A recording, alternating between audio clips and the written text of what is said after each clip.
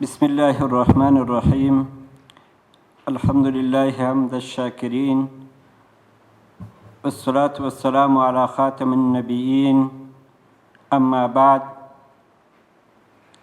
د رسنیو د مرکز محترم رئیس صاحب او د یاد مرکز همکارانو، د رسنیو ښاغلو مسؤلینو او خبریالانو ته ښه راغلاست او نبوي تحفه وړاندې کوو چې عبارت ده له السلام علیکم ورحمت الله وبرکاته څخه. ډېر خوښ یو چې له تاسو سره په یو اړین مطبوعاتي کنفرانس کې شتون لرو. د یاد کنفرانس عمده موخه د قبالو د ویش د بهیر د پیلېدو او د قبالو د ویش د ترتیب اړوند دی. دا چې زموږ هېوادوال له کلونو راهیسې د قبالو د ترلاسه کولو له ستونزو سره مخ وه. په همدې موخه د افغانستان اسلامي امارت د وزیرانو شورا په 1363 هجري قمري کال د 10مې میاشتې په 14مه چې د کابینې په غونډه کې د مصوبې نمبر 33 د لومړۍ فیصلې په اساس داسې هدایت وکړ: د سترې محکمې د دارالانشا د رئیس مفتي عبدالرشید سعید صاحب په مشرۍ، د راضي ادارې د قباله جاتو رئیس، د مالیې وزارت د املاکو رئیس، د عدلیې وزارت د قضایي امارت رئیس، د کابل ښاروالۍ استازي او اړوندو ادارو متخصصینو په ګډون پلاوي ته دنده سپارل کیږي چې د شرعي قبالې د ویش څرنګوالی او په هغه کې د جیل او تصویر څخه د مخنیوي په هکله طرحه جوړه او د کابینې غونډې ته وړاندې کړي. د افغانستان اسلامي امارت د کابینې د پورته ذکر شوي هدایت مطابق د سترې محکمې د دارالانشا عمومي ریاست رئیس مفتي عبدالرشید سعید صاحب په مشرۍ د اراضي ادارې د قباله جاتو محترم رئیس، د مالیې وزارت د املاکو محترم رئیس، د عدلیې وزارت د قضایي امارت محترم رئیس، د کابل ښاروالۍ محترم استازي او د نوموړو اداراتو اړوند متخصصینو په اشتراک د سترې محکمې په دارالانشا ریاست کې بېلابېلې غونډې ترسره شوې چې په نتیجه کې د قبالو د ویش د څرنګوالي، د جیل او تصویر د مخنیوي طرزالعمل په 29 مادو کې ترتیب شو چې په تاریخ 1343 هجري قمري کال کې د 11مې په 28مه د افغانستان اسلامي امارت د کابینې غونډې ته وړاندې شو چې په اړه د کابینې د نمبر 19مې مصوبې داسې هدایت وشو: د قبالو د ویش څرنګوالی، د جیل او تصویر د مخنیوي طرزالعمل تصویب دی. محکمو او اړوند ارګانو ته دنده سپارل کیږي چې د همدې طرزالعمل له مخې د قبالو ویش ترسره کړي. نو پورته ذکر شوی طرزالعمل چې د افغانستان اسلامي امارت د کابینې په 19مه مصوبې چې په تاریخ 1343 د 11مې په 28مه د لومړۍ فیصلې په اساس تایید شوله. د دې طرحې عمده اهداف عبارت دي: د شرعي قبالو د ویش څرنګوالی او په هغه کې د جیل او تصویر مخنیوی کول. دویم، د ځمکو او نورو عقاري ملکیتونو د کمپیوټري قبالو ترتیب، ثبت او صدور لپاره په شفاف او مطمئنه توګه زمینه برابرول. دریم، د ځمکې د نورو املاکو د ملکیت د لیږد لپاره د اسانتیاو برابرول، پروسه ساده او ګړندۍ کول. څلورم، د عصري ټکنالوژۍ څخه په استفاده د ځمکې او نورو املاکو د ملکیت رسمي ثبتول. دا څلور عمده موخې د دې طرزالعمل وي. یوه یادونه باید وکړو چې نوې قبالې د افغانستان اسلامي امارت په لوګو او لوړ کیفیت سره د بېلابېلو بارکوډونو په درلودلو سره چاپ شوي دي تر څو د جیل او تصویر مکمل مخنیوی پکښې وشي. دغه راز موږ دوه ډوله قبالې ویشو.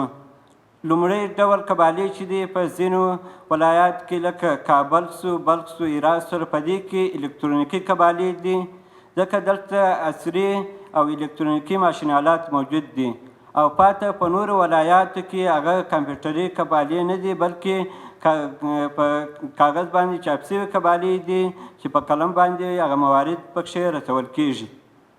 البته یو بله یادونه هم باید وکړو چې په دغه درو ولایات کې لکه مرکز کابل سو، بلخ سو او هرات سو، که چیرې څوک غواړي چې په عاجله توګه یو قباله ترلاسه کړي، هغه هم کولی شي چې دا کاغذي قباله ترلاسه کړي.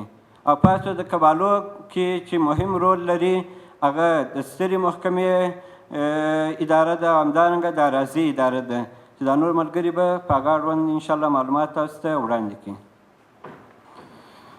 د سترې محکمې د نشراتو او بهرنیو اړیکو رئیس محترم مولوي عبدالرشید له هر اړخیزو معلوماتو یوه نړۍ مننه.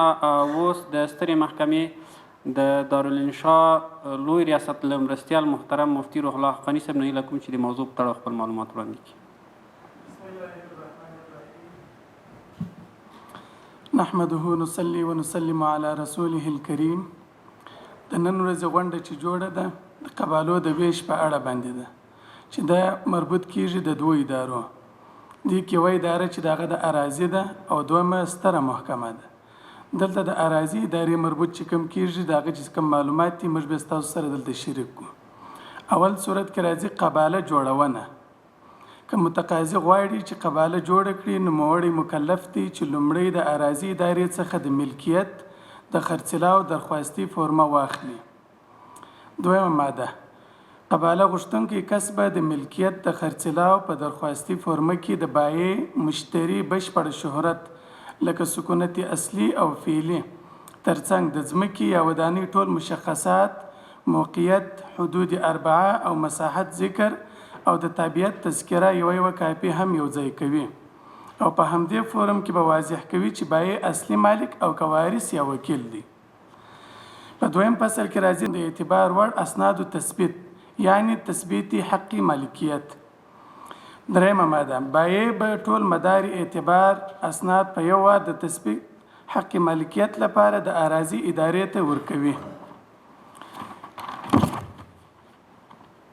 څلورم، څنګه چې د قبالې تر ډیره ښاري سیمو کې د ښاروالۍ تر ماسټر پلان لاندې سیمو ته ورکول کیږي، نو که یو څوک د همدې سیمې د ځمکې یا کور قباله غواړي بیا دې په دې اړه په ثبت محفوظ برسیره د مربوطه ناحیې د ملکیتونو د مدیریت څخه معلومات وغوښتل شي. البته معلومات دې په الکترونیکي بڼه وغوښتل شي او یا دې د یو امین مامور په لاس یاد معلومات راټول کړل شي. پنځم، که د تثبیت حق مالکیت کمیټې ته د قبالې ترڅنګ د اراضي ادارې اسناد راوړل، د قبالې ثبت محفوظ دي په پورتني شکل د مربوطه محکمې د لارې معلوم شي او اسناد دې خپله د اراضي ادارې په مربوطه شعبو کې تثبیت شي. که د مرکز څخه د معلوماتو اړتیا وه په الکترونیکي بڼه دي د اراضي مربوطه ادارې د مرکز څخه معلومات وغواړي. شپږم، که څوک د ماسټر پلان څخه بهر د ځمکې یا کور د قبالې جوړول غواړي او سندي مالکیت ونه لري او هغه ساحه تصفیه ته اړتیا هم ولري، نو بیا د اراضي ادارې د تصفیې ریاست ټیمونه د هغې ساحې تصفیه کوي تر څو د دولتي او شخصي ځمکې تفکیک او تشخیص وشي. اووم، که یو څوک د خپلو اسنادو ترڅنګ د مالیدهي ټیکټونه راوړي نو د مستوفیت څخه دې په الکترونیکي بڼه تثبیت وغوښتل شي او یا دې د یو امین مامور په توسط معلومات ترلاسه شي. دا هغه معلوماتو چې د اراضي ادارې مربوط کېدل، د دې سره چې د سترې محکمې که مربوط معلومات دي هغه به مفتي صاحب حزب الله ستاسو سره شریک کړي. د سترې محکمې د دارالانشا لوی ریاست د مرستیال محترم مفتي روح الله حقاني صاحب له معلوماتو یوه نړۍ مننه. او اوس د سترې محکمې د تدقیق او مطالعاتو له لوی رئیس محترم مفتي حزب الله ابراهیمي څخه هیله کوم چې خپل معلومات وړاندې کړي. د لوی او بخښونکي خدای په ستر او مقدس نوم د لوی خدای ستاینه او پر خپل ګران نبي باندې درود وایم. د مجلس ګډونوالو او د رسنۍ فعالانو ته د محبت ډک سلامونه وړاندې کوو. د خپل ګران هیوادوالو د ښه ژوند په هیله خوښ یم چې د اسلامي امارت د محاکمو خدمات کما حقه رسنیز شي.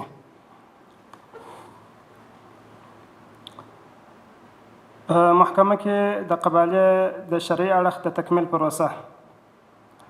14مه ماده، د ملکیت د خرڅلاو د درخواستۍ فورمې او د تثبیت د اسنادو وروسته به د مربوطه محکمې قاضي بایع مشتري د معرفت او ملکیت شاهدان راغواړي. د بایع مشتري د معرفت او ملکیت د شاهدانو د شرعي اهلیت او دا چې هر یو د بایع او مشتري څخه نافذ التصرفات الشرعیه دی تر تثبیت وروسته به قاضي د بایع او مشتري څخه د ایجاب او قبول الفاظ واوري چې کله بیع د شرعي موانعو څخه خالي د شرعي اصولو سره سم تکمیل سوه د محکمې محرر به د بایع او مشتري ترمنځ د بیع صورت په پورم انتقال حق مالکیت کې په داسې ترتیب ولیکي. اول د بایع او مشتري شهرت مکمله، نوم د پلار نوم، د نیکه نوم، سکونت اصلي او فعلي، ولایت، ولسوالي، قریه یا ناحیه، شرعي اهلیت او دا چې هر یو د بایع او مشتري څخه نافذ التصرفات الشرعیه دی دا به لیکي. دوهم د معرفت او ملکیت د شاهدانو شرعي اهلیت، شهرت مکمله، نوم د پلار نوم، د نیکه نوم، سکونت اصلي او فعلي، ولایت او ولسوالي، قریه یا ناحیه به لیکي.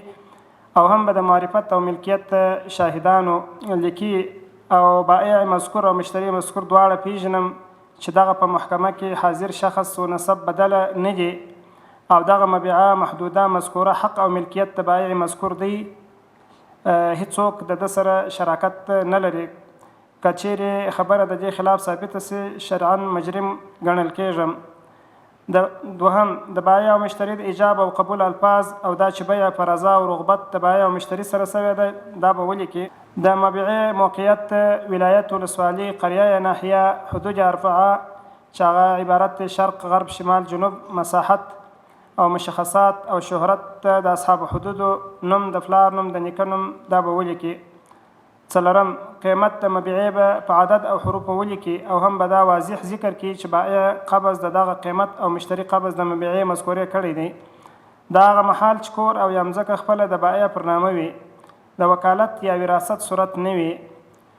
پنځلسمه ماده که بایع وکیل یا وارث وي یا به لومړی وکالت خط او وي بیا به لومړی وکالت خط او د حصر وراثت خط په محکمه کې جوړوي او د هغه وروسته به محکمې ته راځي او محکمه به د یاد ترتیب سره سم حصر وراثت او د میراث حصې ته په کتلو خپل اجرات ترسره کوي او که د نورو ورثو مشترکه ملکیت خرڅوي د هغوی د طرفه وکالت خط به هم جوړوي. شپاړسمه ماده چې کله د پورته ترتیب موافق بیع ترسره شوه د محرر لخوا ټول جریان تحریر شو نو بیا دغه فورمونه د ملکیت د خرڅلاو د درخواستي فورم، د تثبیت حق مالکیت فورم او د انتقال حق مالکیت فورم د قبالې د پروسس برېښنایي برخې ته لیږل کیږي.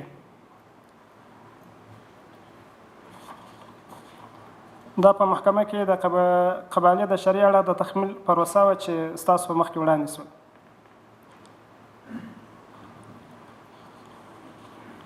د سترې محکمې د تحقیق او مطالعاتو د رئیس محترم مفتي حزب الله ابراهیمي صاحب له معلوماتو یوه نړۍ مننه.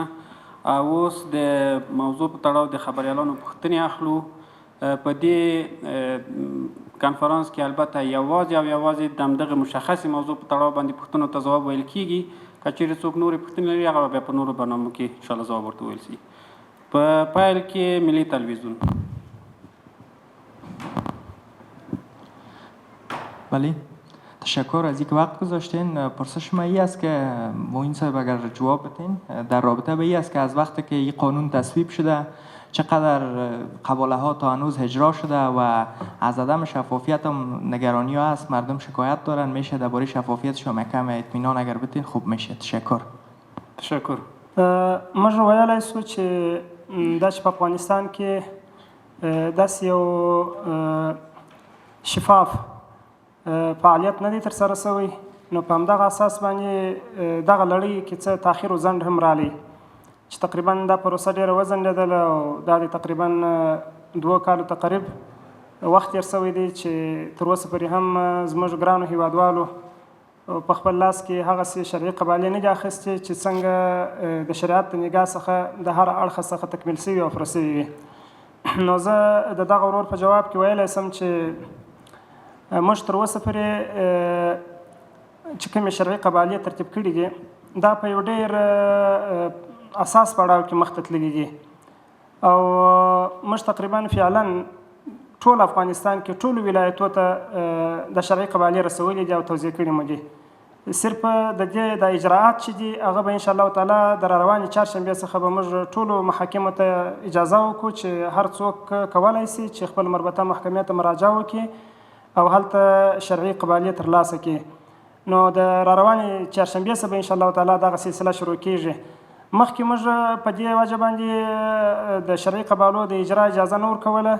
یو خو موږ تر ډېره حده پورې دا کوشش وکړي چې موږ تحقیق وکړو، معلومات وکړو، ځکه چې بعضې کسانو به د بعضې دنیایي مفاداتو په خاطر باندې په تیر حکومت کې یا په سابقه دوره کې په مخزنو کې لاس وهلی و او بعضې به د خلکو په هغه شرعي سندو کې لاس وهلی و. نو په همدغه اساس باندې چې هغه یو تحقیق ته ضرورت درلودی، معلوماتو ته ضرورت درلودی، باید دا پروسه ډېر شفاف په مخ ته ولاړه سي چې خدای نخواسته د یو مسلمان حق ضایع نه سي.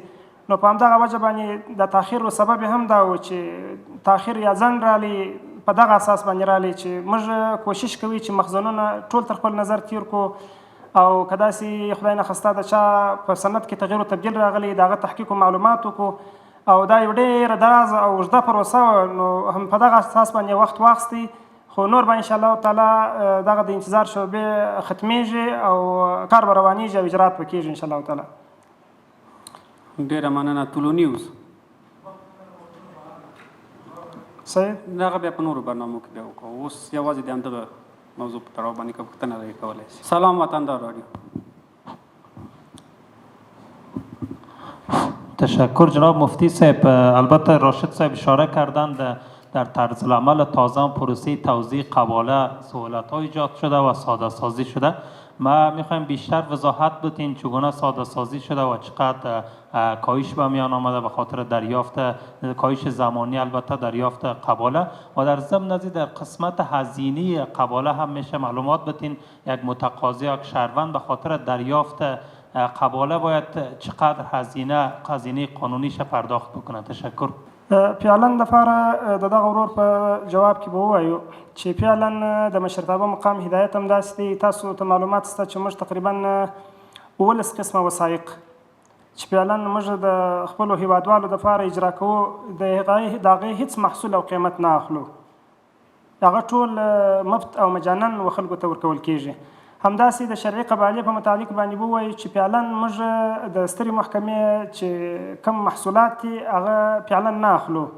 د مشرتابه مقام هدایت همداسې دی چې موږ وړیا او په مفت باندې خلکو ته دغه شرعي قبالې ورته اجرا کوو. د سترې محکمې خپل پر محصولات د دې چې کوم سابقه محصولات حکومت اخیستله چې تقریبا 15% به د شرعي قبالې چې هغه کوم خرید و فروش به وسو نو په دې کې به قیمت ته کتل کېدل او 15% پیسې به په تېر وخت کې اخیستل کېدلې. په دې کې به 3% د سترې محکمې په اکاونټ کې جمع کېدلې او 1% به مستوفیت اخیستلې او 1% به ښاروالۍ اخیستلې.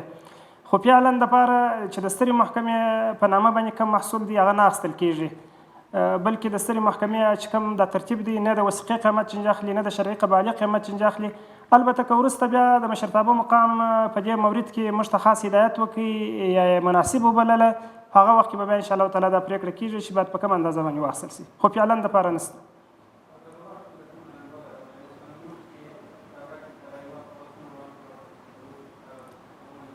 موږ خو تقریبا تر ډېره حده زمینه مساعده کړې ده د دې دپاره چې په ډېر لږ وخت کې دغه قباله شرعي قباله ورته اجرا سي او په دې کې مو د مخکې سابقه دورې څخه په دا ترتیب کې هم ډېر فرق راغلی دی. تقریبا په دې کې موږ داسې رموزات او کوډونه استعمال کړي دي چې هغه د جیلو د تزویر مخه پکښې نیسي. یعنې که زه درته ووایم چې تقریبا په 95% د جیلو د تزویر مخه نیول سوې ده. په دې کې موږ خاص مجلسونه وکړله د مالیې وزارت د تبع مسونه سره او دا رقم تبع صکوک د هغو ملګري مو راوغوښتله، مسلکي خلک مو راوغوښتله او بار بار مو مجلسونه ورسره وکړله چې شرعي قباله چې اجرا کېږي یا ترتیبېږي د ګرانو هیوادوالو دپاره باید کوم اصول پکښې مراعات سي او کوم شرایط پکښې کښېښول سي او څنګه کوډونه او رموزات پکښې ځای پر ځای سي. نو هغه مو تقریبا تر خپله وسه پورې یو ډېر اساس او حساسه جوړه کړې ده چې تقریبا په 95% به د جیلو د تزویر مخه پکښې نیول کېږي. او البته دغه پوښتنه چې دی لري چې دا به په څونه وخت کې کېږي، دا خو د بایع او د مشتري یا هغه څوک چې قباله جوړوي که هغه د محکمې دپاره یا د امریت د وثایقو دپاره زمینه مساعده کړي په لږ وخت کې دا کېدلی سي. او که داسې چې هغه ورځ په شهیدانو پسې تللی او په خپل شهیدان نسي راوستلی، بل وخت د نورو ستونزو سره مخ هغه شرایط چې هغه په دې راهنمود کې چې کومه شرعي قباله اجرا کېږي، په دې راهنمود کې چې کوم شرایط دي هغه شرایط نسي پر ځای کولی، نو دا خو بیا طبیعي خبره ده. دغه قصور خو بیا محکمې ته نه راجع کېږي، بلکې هغه کسانو ته راجع کېږي چې کوم خلک زمینه نسي مساعده کولی. مننه. شمشاد تلویزیون. مفتي صاحب مننه. سمیع هلال یم د شمشاد تلویزیون څخه. د کابل، مزار او هرات کې الکترونیکي او په نورو ولایتونو کې کاغذي توزیع کېږي. دقیق یې راته ووایي چې په ټولو ولایتونو کې نه دي توزیع شوي، راتلونکي چهارشنبې نه به پیلېږي د دې توزیع. یوه مسله. بله مسله دا ده چې د افغانستان کې خو کډوالي ډېره زیاته ده.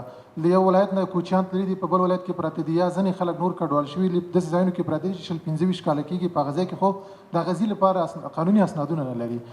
که اوس وایو په ننګرهار د قاسم آباد یو ښارګوټی دی چې زرهاو کورونه پکې هلته پراته دي، د دوی کورونه ورانېږي. آیا ستره محکمه هم دغه په اړه باندې کوم تصمیم نیسي که موږ هر هغه چاته شرعي قباله ترتیبوو انشاءالله تعالی چې هغه شرایط مراعات کړي او هغه شرایط پر ځای کړي چې کوم شرایط د دغه شرعي قبالې د اجرا لپاره وضع سوي دي. البته په دې کې لکه دغه ورور چې یادونه وکړله چې د افغانستان د تیر وخت داسې تیر سوی دی چې تحولات راغلي دي، خلک د خپل وطن څخه مجبوره سوي دي یو ځای بل ځای ته تللي دي. اکثر خلک په خپل لاس کې عرفي سندونه لري، نو کېدای شي د ده مطلب دا چې د عرفي سند اوس کولی شي چې د دې سره شرعي قباله جوړه شي یا شرعي قبالې ته واړوي. موږ انشاءالله تعالی هغه عرفي سند چې څوک یې په لاس کې لري، که هغه شرایط مراعات کړي چې کوم شرایط د شرعي قبالې د جوړولو دپاره دي، هغه عرفي سند موږ په شرعي قباله باندې انشاءالله تعالی ورته تبدیلوو او په دې کې مشکل نه راځي. په تقریبا 4 ولایتو کې چې 10 ولایتونه د زابل څخه تر غوره پورې دا د قندهار د تمیز مربوط دي، 24 ولایتونه چې د کابل د سترې محکمې کې تمیز دی د هغه تمیز مربوط دي. ټولو ولایتو ته موږ شرعي وثایق او نکاحتونه او شرعي قبالې دا موږ ټولو ته توزیع کړي دي، په هره محکمه کې ځای پر ځای سوي دي. آینده کې به انشاءالله تعالی هر څوک کولی شي چې هغه مربوط امریت ته مراجعه وکړي او خپله شرعي قباله، نکاحت او شرعي وثایق ترلاسه کړي. ډېره مننه. په پای کې یو ځل بیا د سترې محکمې د تدقیق او مطالعاتو لوی رئیس محترم مفتي حزب الله ابراهیمي صاحب، حقانی صاحب، راشد صاحب او ټولو ګډونوالو نه یوه نړۍ مننه کوو. زموږ خبري ناسم دلته پای ته ورسېده. پاتې ورځ مو په خیر. ستاسو مننه کوو چې زموږ دغه پیغام یوادوالو پرې ورسوي. جوړ اوسئ.